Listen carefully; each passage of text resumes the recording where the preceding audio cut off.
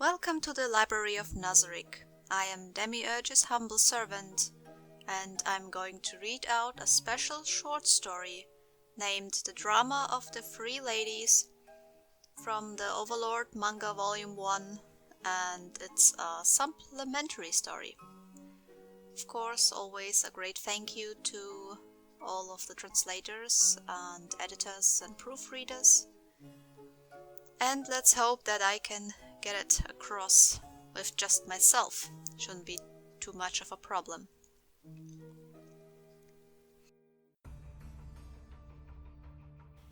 In the past, when they were creating the great tomb of Nazarick, the 41 guild members known as the Supreme Beings implemented all sorts of unique designs into each level. For example, the forest in one level, the glacier in another. It was akin to sealing 10 unique worlds inside the great tomb. So what was the unique theme of the 9th level? If it had to be compared to something, the best example would be a sacred castle.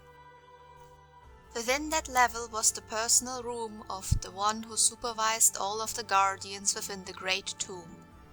The highest ranked of all the NPCs, the succubus of pure white Albedo.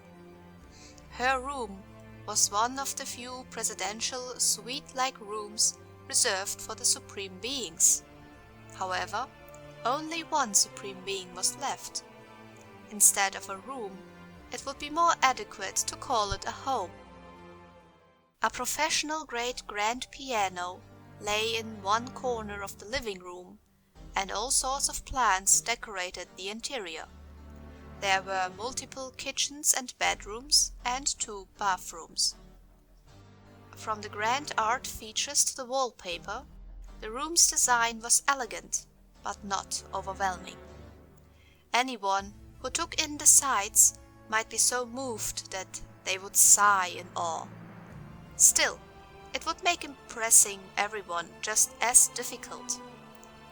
This was especially true now, given that beside the table covered in a white tablecloth was a girl with her arms crossed and her chin on the table. Her mood was anything but cheerful. A cold brilliance resided within her half-open eyes, but her depressed mood showed clearly through her beauty. After entering this room, the vampire guardian of the 1st to 3rd levels, Shalltear, asked a question of her colleague who had stayed in the same position all this while. "Aura, what is the matter, Ainz-sama? You look just like the bugs that went against Ainz-sama's will that we tore apart." The one who answered wasn't the dark elf guardian of the 6th level, who was being queried, but the owner of the room, Albedo. A gentle light shone through her golden pupils as she watched Aura with gentle eyes. Although Albedo's gaze was like being in the presence of a goddess, Aura did not look happy about being subjected to it. She must be tired. Unlike a devil like me, Aura is a dark elf, so sleep is necessary, right? "I see." Shalltear, who didn't understand what Aura was really thinking about, nodded in agreement. "I get it. Aura is still a kid, so it's only normal that she would look bad after staying up all night.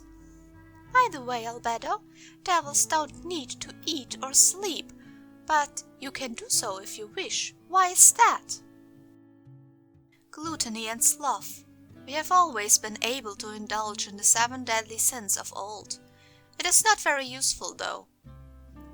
"The buff effects from food don't work on devils. Even expensive items will just go into the trash." Aura sighed loudly enough for them both to hear. The 2 of them, who were going off topic, looked at Aura at the same time. Aura looked at them unhappily through her half-closed eyes. "It's midnight right now, but I got enough sleep. I'm thinking about something else. Earlier, when I met Demiurge, I was told, 'Aura, keep a tight rein on those 2 so they won't go berserk.' How weird." Aura mimicked the serious tone of Demiurge, and the image of that serious guardian of the 7th floor, a devil who often worked outside of Nazarick on Ainz-sama's orders, came to their minds. "Yes, that is certainly weird." "Right?" Albedo nodded in agreement. "The only one who can hold my reins is Ainz-sama." "Huh?" Suspecting that she heard it wrong, Aura cupped her long elf ears to be certain. "Ah, you are right, Arinsu." Ignoring the confused Aura, Shalltear voiced support for the opinion. "Holding a whip in one hand while riding on top, that's the best, Arinsu. And the whip lashes out. There has to be a ball in the mouth as well, Arinsu." Their conversation is headed in a weird direction. One pervert meeting another pervert might trigger something bad. Can someone please deal with this? "That will probably be me," Aura concluded grimly, speaking out before the blushing Albedo with her wavering eyes could comment. "You got it wrong. Or rather, what he meant was for me to babysit you two. But why me?" "That's right. Isn't it weird to give the responsibility to you, who is the youngest here? I know. How about letting me take on this job?" Albedo stuck her chest out as she was saying that. Shalltear did the same as if to oppose her. Seeing the ample bosom that didn't match Shalltear's apparent age, Aura understood its true nature and felt sorry for her. Doesn't that feel uncomfortable?" "Uncomfortable?" Aura, who asked the question, drooped her shoulders weakly, sighing like a middle-aged man. "Nah, never mind. Anyway, why did you ask us together here?" "That's true, Arinsu. I don't know why, too. What happened, Arinsu?" "Actually, I have something I need to discuss with everyone." Normally, the highest-ranking NPC, the Guardian Overseer, would only summon the floor guardians for matters of highly important matters. That, however, was what an uninformed person would think. Aura, who understood Albedo's nature, averted her eyes and reached for a triple-layered cake, sparkling with silver light at a corner of the table. She stuffed the large piece of cake made by the head chief into her mouth as a means of escaping reality. Aura knew this trip to Albedo's room was a waste of time and consoled herself in this way. "Wait, Aura, are you listening?" Yes, I'm listening. Just spit it out." Aura didn't stop her hands, slowly filling her plate with cakes, taking care to not let them fall over. If they did, she wouldn't be able to squeeze the whipping cream onto her plate. "You are not taking this serious at all." Albedo's tone was displeased, and Aura stopped as she became aware of her companions. She certainly hadn't stopped because her plate was full. "You can discuss with Shalltear too, right? What a pain, really. Well, what's the matter?" "Actually, it's about my armor." "Armor? What is wrong with it, Arinsu?" "Before I begin, I would like to understand how much you know about my armor." Aura and Shalltear exchanged looks briefly and said, "The armor created by a supreme being?" "I heard that it's the only divine class magic item you possess, Arinsu." Magic items were categorized according to the amount of data they held. In other words, the magic power of this world. Starting from lesser class, medium class, greater class to the highest class of items. Divine class. Yes, both of you are right. My armor, Hermes Trismegistus, is a divine class magic item. However, Albedo took out a sturdy and tough-looking suit of black armor out of thin air. The armor stood beside her with a soft metallic clank. "Shalltear, you can use item appraisal spells, right? Could you cast them on this armor?" "No problem, Arinsu." Shalltear stood up from her seat and walked towards the armor. She activated her magic but frowned right after that. "What the—" she coughed. "It is a divine class item, but the performance is—" "Could it be, Arinsu?" It was enchanted with magic disruption spells, Ainz-sama. No, my armor specializes in physical defense and has no other abilities. Aura felt that this was really troubling. Since Albedo had the role of a tank in combat, she had to fend off the opponent's attacks and thus she was focused on defense. However, having no other abilities would be a problem too. For example, resistance against fire or ice, or general resistance against magic. There could also be other useful abilities, such as strength enhancement or reduction in mana consumption. Compared to pure stats enhancement, such abilities would be stronger, but... What of it, Albedo? Complaining about the armor bestowed onto you by the supreme beings? Don't joke about that sort of thing. Not showing reverence to the supreme beings was unforgivable. Shalltear's eyes became sharp and dangerous when Aura finished her words. No, don't misunderstand me, I didn't say that. First of all, this armor suits me the best. This is my trump card. No, I have something that could be called that too. After gaining job levels with prerequisites that were a pain to fulfill, one could learn one unique skill. They were usually known as trump cards. For example, Shalltear was able to create an avatar with the same stats as herself. By the way, Aura didn't have such levels, so she didn't possess trump cards like these. My trump card is the special skill that transfers the damage I take onto the armor. By using this skill, I can avoid one attack, no matter how powerful it is. Yes, I can escape unscathed from even the most powerful super tier spell that Ainz-sama is proudest of. However, the damage will be absorbed by the armor instead, and it might break from that blow even if it was enchanted with strengthening spells. This skill is powerful, but the usage is kind of awkward. Basically, magic items such as armor would not be destroyed unless they were targeted by specific spells. Also, metal was durable and highly resistant to pure energy attacks like lightning, flame, or ice.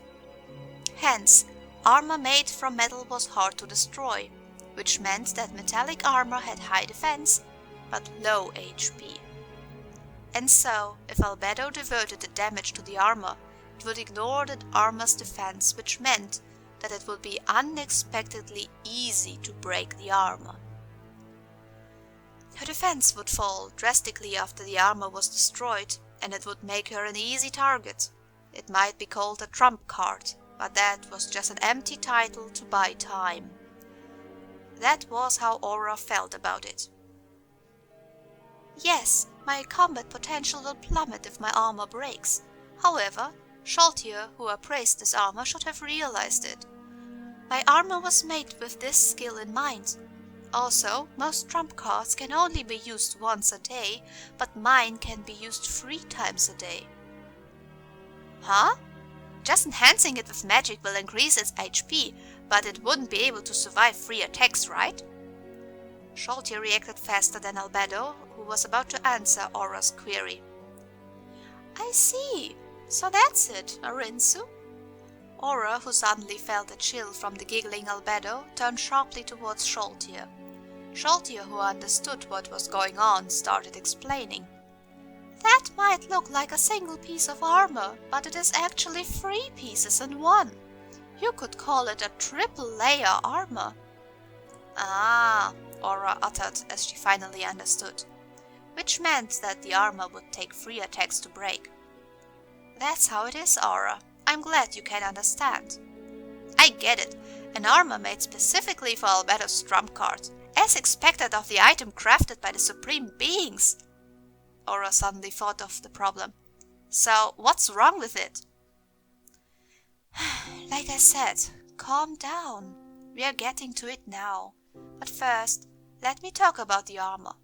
The innermost layer is an armor in liquid form, which fits my body perfectly and enhances my physical abilities.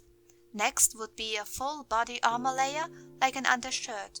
And finally, the outermost layer covers the inner layers and boosts their defenses. Okay. And so, The odor of them breaking would be from the outer layer. Albedo took a deep breath and Aura gulped. What could the problem be? My skin exposure level doesn't increase when my armor breaks. Aura wondered if she misheard something. Ignoring Shalltear, who was commenting, I see. Aura leaned forward to be sure of what she was hearing. You understand, right? Skin exposure should go up after the armor breaks. I don't want to show my skin off to those bugs, but as someone who works closely with Ainz-sama, there are plenty of opportunities to defend him as a vanguard. In that case, armor that increases skin exposure is necessary to entice Ainz-sama. Albedo revealed the foolish side of her. Magnificent, Arinsu! Albedo, you are absolutely right. The number of idiots increased. Aura pitied her earlier self. Why did I take them so seriously just before? Idiots! She looked at the stupid duo with narrowed eyes, as if she was watching them from afar. This is the only armor I have. I don't have things like bikini armor or skin-tight armor. Well, I have something like that from clothing Peroncino-sama gave me. However, I don't expect much from them in terms of defense, Arinsu. Albedo inhaled sharply, and a strange expression that blended passion and professionalism appeared on her face. That won't do. While we are servicing Ainz-sama, we also have to act as his shields. It won't do unless both objectives are met. Her idiocy returned in no time. Do you understand, Shalltear? Your armor lacks skin exposure too.